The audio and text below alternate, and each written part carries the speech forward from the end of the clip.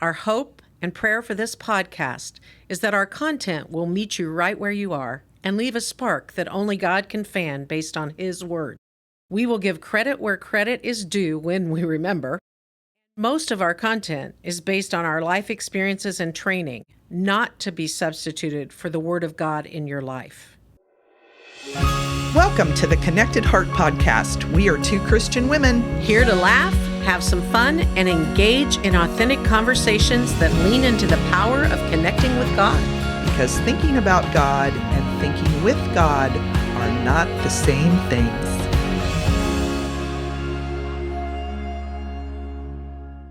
Okay, well, welcome back to the Connected Heart Podcast. Sandi and I want to welcome you all back, those of you that have listened and you've commented and you have asked for more episodes. We so appreciate it, And so in the podcast world, they say subscribe so you don't miss an episode. Subscribe. So as we're starting today. Isn't it in the notes? You're supposed to say subscribe. It's in the notes or something. Oh. Yeah. Subscribe. Yeah, because we have show notes. we found out we have show notes. Awesome. So we're really rolling on this thing. So Sandi, why don't you start us off, if you don't mind, and give us a quick overview of our Connected Heart class and some of the highlights from that. First of all, yay for the class. It's been a lot of fun. Yeah. We've been having a good time face-to-face and also online. Yes. So still, people can hop on there, even if they've missed stuff, because it's really our intention to help each other connect more deeply with one another so that you can then connect more fully to God. So we've been doing Through the Eyes of the Creator, understanding our identity through the eyes of the Creator. And we kind of started out with, who are we?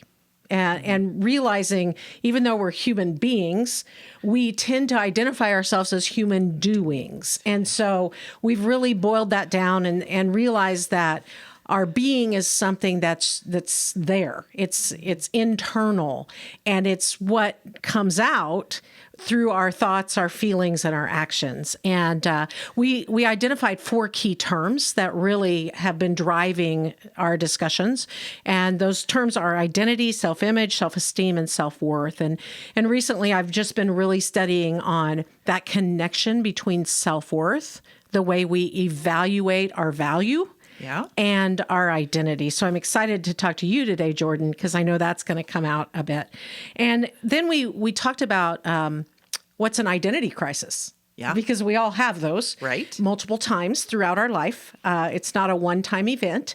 And then we also talked about identity thieves. And because we're so doing driven, we, in our roles and our things that we're doing in life, we tend to give away our identity to that role. So some of those might be, we become a defender, we become a controller, we become a fixer, which all of those things in and of themselves are not problematic to have those roles in our life. It's when our identity and our sense of self-worth gets wrapped up in those things. We might even take the role of what I'd call the victim role of it's not my responsibility, and we push it over to other people. And so again, sometimes that's absolutely normal, right? For people to push that off and not take responsibility for certain things and given certain circumstances. Yeah. But it's when they begin to see that that's what's fulfilling them, and they're tying it to their value. I'm not worthy of love, or I'm not worthy of. Right. And so we'll be talking more about that next week. We'll be really hitting that pretty hard, and then talking about what happens when Jesus Christ comes in, right? I love and what it. happens to your identity then. Yes, that's so great. That's so great. Well, today is a very historic day for the Connected Heart Podcast because we have our very first guest. And so I am thrilled to introduce Jordan Cienski. Perfect. There we go. So Jordan is just an expert on this very subject. So that's why she's here with us today. But Jordan is a licensed professional counselor, a chemical dependency counselor, private practice owner, and current doctoral student at Denver Seminary. Woohoo. She specializes in the treatment of adults struggling with trauma, PTSD, addictions, some grief and loss, life transitions, and spirituality. So Jordan is also an EMDR certified therapist. But most of all, she is a San Antonio native True. and a graduate of Texas A&M University. Whoop. Whoop. And an Air Force spouse, mom of 3, lover of coffee, and as Jordan told me, and still undecided on what she wants to do when she grows up. Yeah. So, I love yeah, it, Jordan. it is all true. It is all true. So, I am just thrilled that Jordan's taken time out of her busy schedule to come and talk to us and our listeners about how trauma and some different things affect our identity.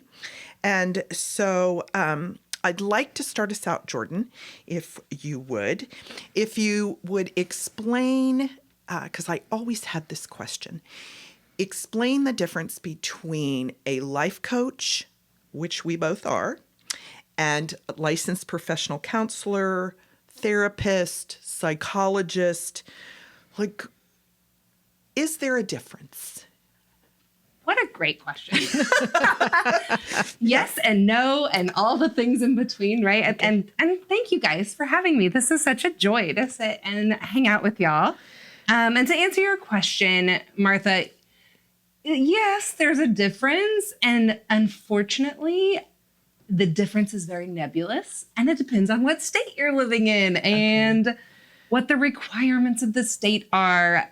I would say in general terms, a counselor and a therapist can be an interchangeable term.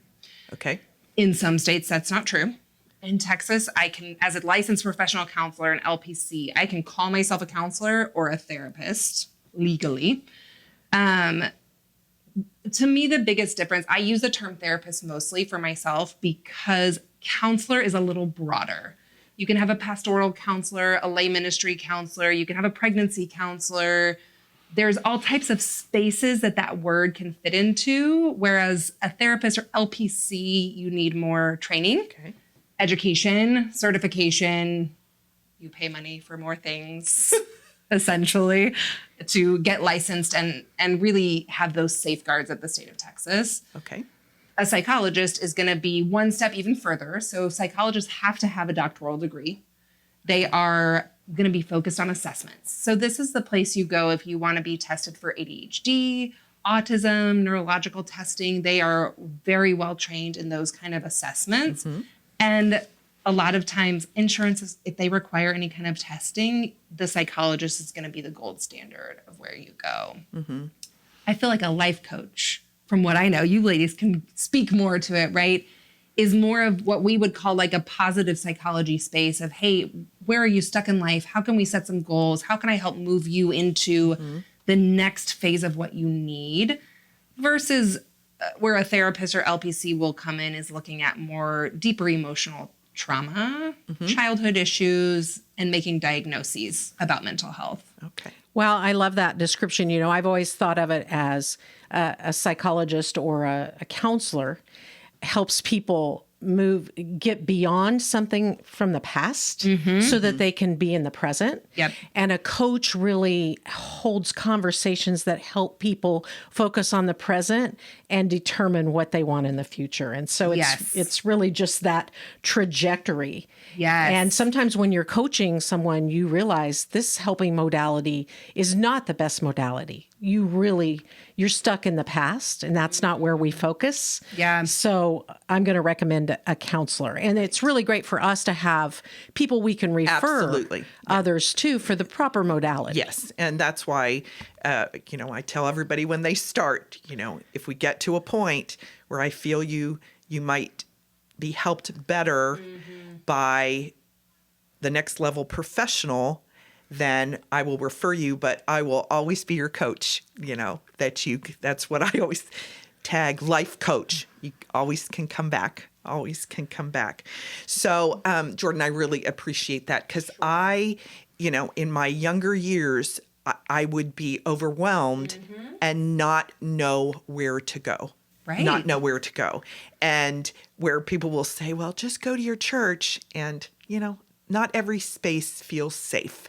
And so there was always a struggle of where to go. So do you have some guidelines that listeners might use to help them discern their situation and where they might start? Sure.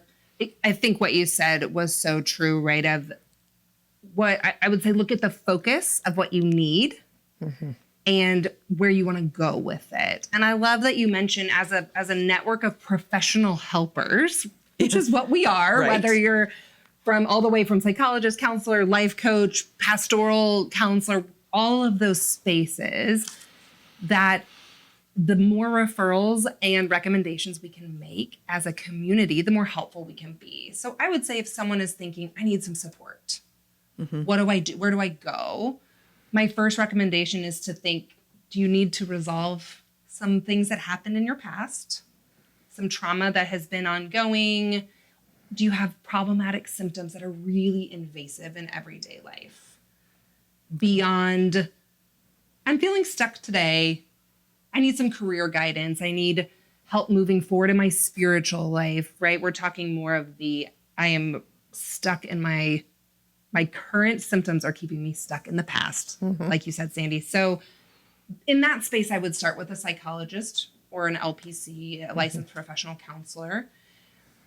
I tell all of my clients too, from the first phone call, if we start working together and I'm not a good fit for you, Right. let me refer you out. And it's an ethical mandate as an LPC.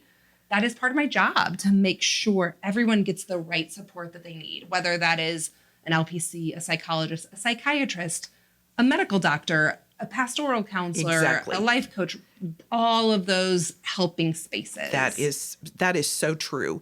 And if you're with one of those and they're not offering that, right. Oh, big red flag. That's a big red Yes. flag. Absolutely. That, if they're not looking at the whole person and what the needs of that individual are, and they're so focused on themselves, then again, big red flag. Yes.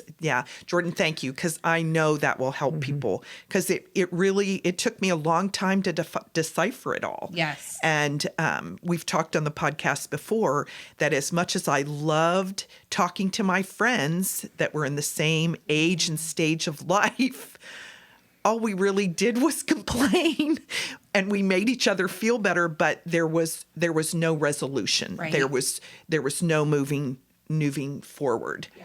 And Or a sustainable Right. resolution, right? Yeah. So you might have momentary relief, but not sustainable movement, Sure. right? And coaches also have ethical standards, and Exactly. they align right with those. That if we're not the Yes. right fit, then it's important for us to make the client aware. Yep. And I always encourage people, just ask, what's the worst that someone can say? right. Yeah. Which I know is scary. That goes into our trauma and identity. Yes, that can right. bring up those feelings. If you think you need some help and support, Yeah.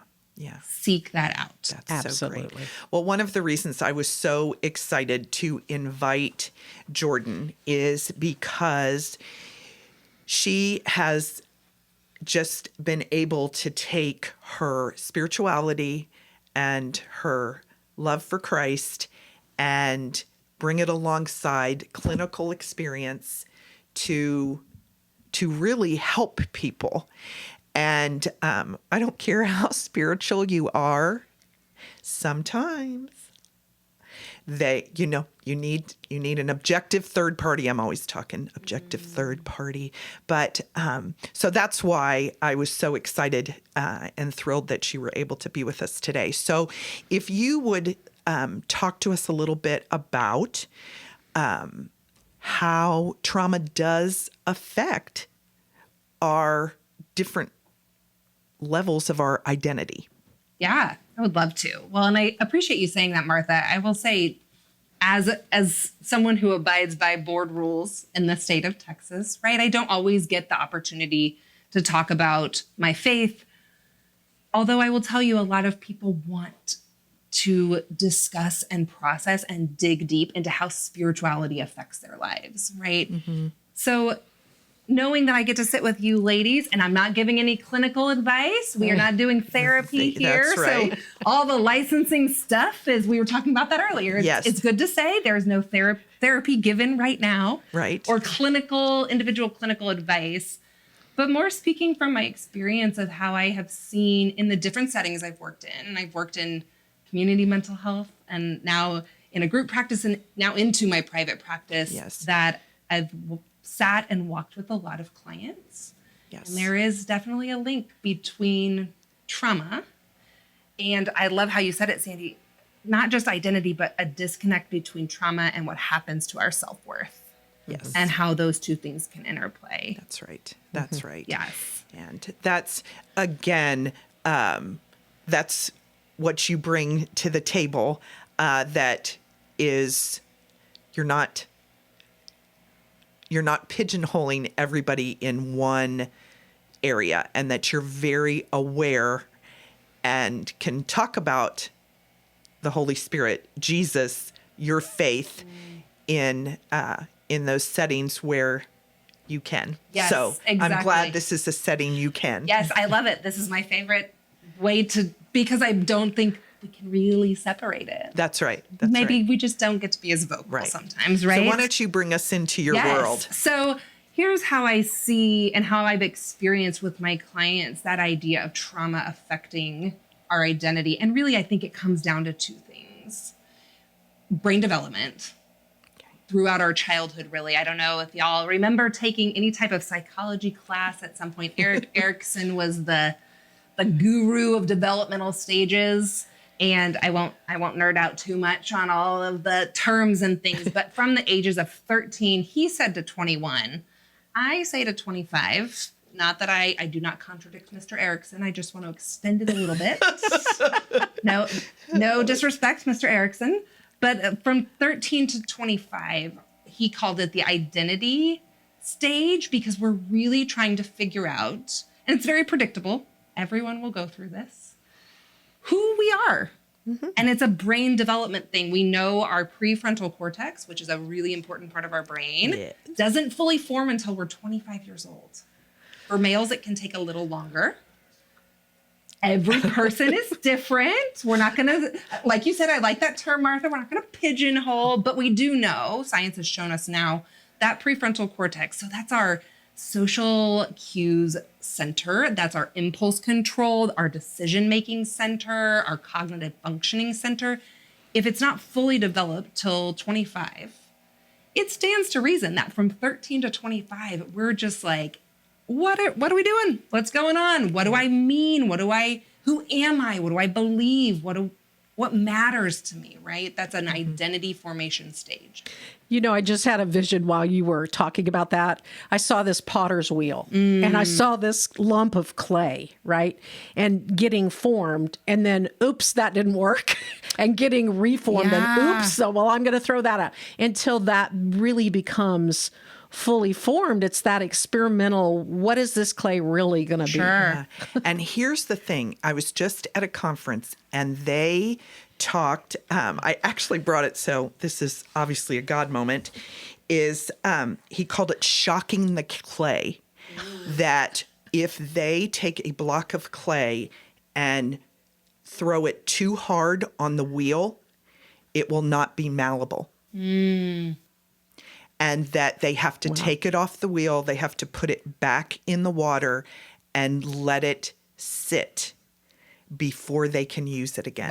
Wow. Which, how about that for a transition What into... a powerful image. Yes. I love that. Yes, that was... Every parent of a teenager right now is thinking, so I can put the kid back in the water. How do we... Don't hold them under. Don't do that. Don't hold them under. And that was Ralph Cowan from awesome. Transformed Living. Oh, wow. That gave us that. And I just sat there with my mouth hanging open. There was more to it, but I was like, you think about that. That was, and the potter's wheel, the Yeah. minute you brought it up. So Wow. how cool is You're that? right. What a great transition, because in that stage, that could be trauma.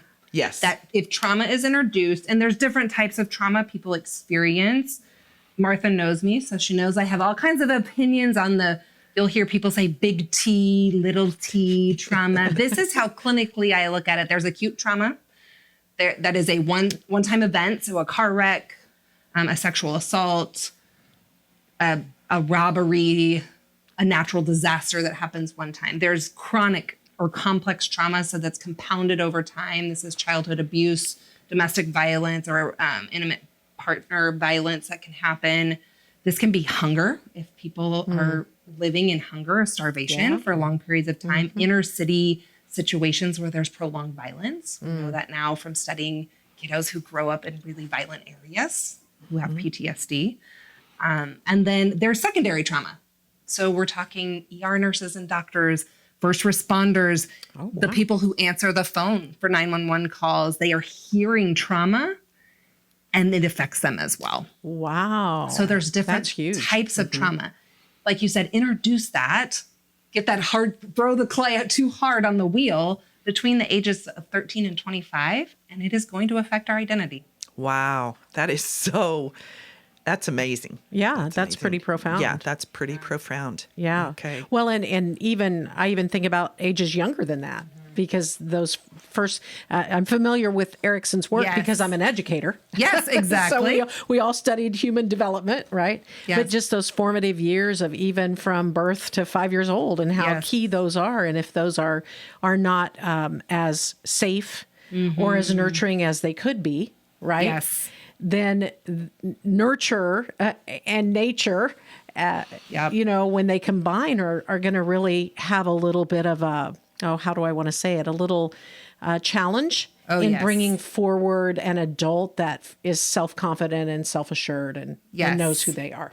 Yes, Sandy, you and I could talk for hours We about, could. and there really is, I think it's fascinating at all of the developmental stages. I have had clients in the past who have come to me later in life, experienced a big trauma that has triggered all kinds of issues, right? And so it's not isolated to one stage. There really are significant and profound effects at different points in our life. And really that leads perfectly into the second point. It's because of how our brains process memories. And I won't go down a really long pathway of discussion here because I love this stuff. I think it's really fascinating because it's how God created our brains.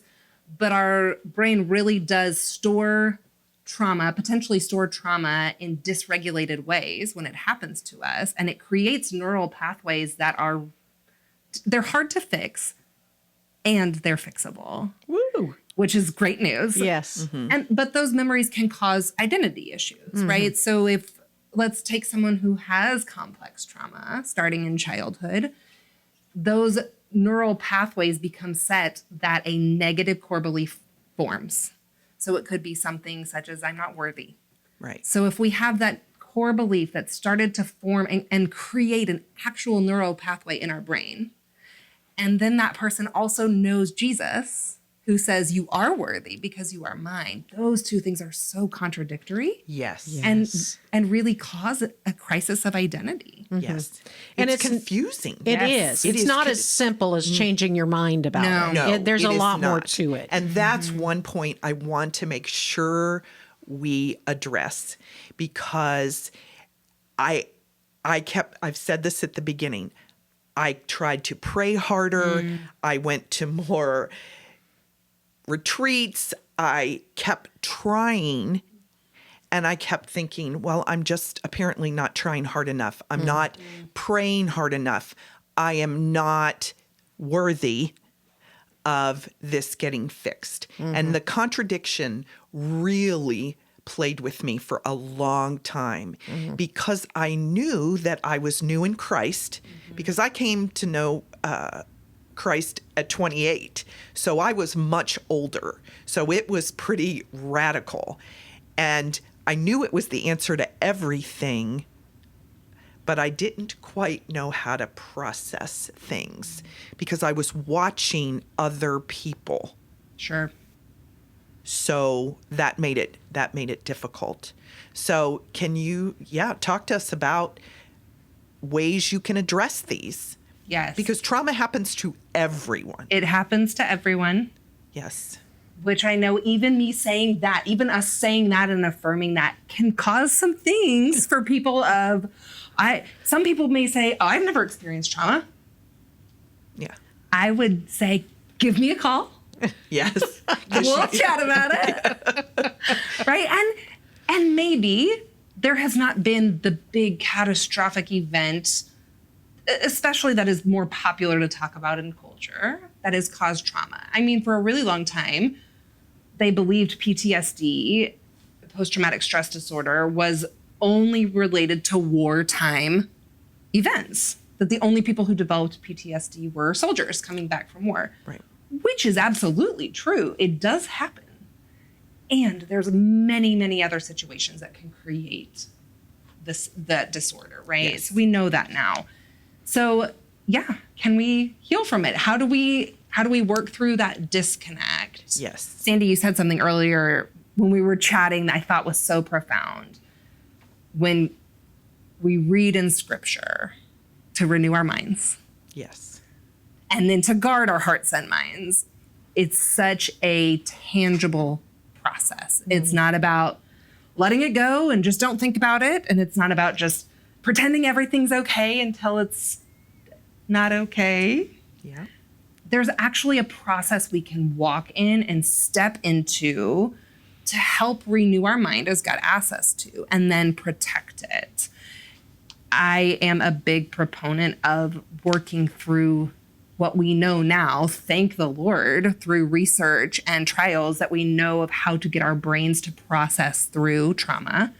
So like you had said, Martha, EMDR, the type of modality I use, is an incredible way to help heal trauma and let your brain reprocess in a way that we don't erase the memory of what happened to you. Right. But we integrate it, and from a biblical perspective, into who God says we are.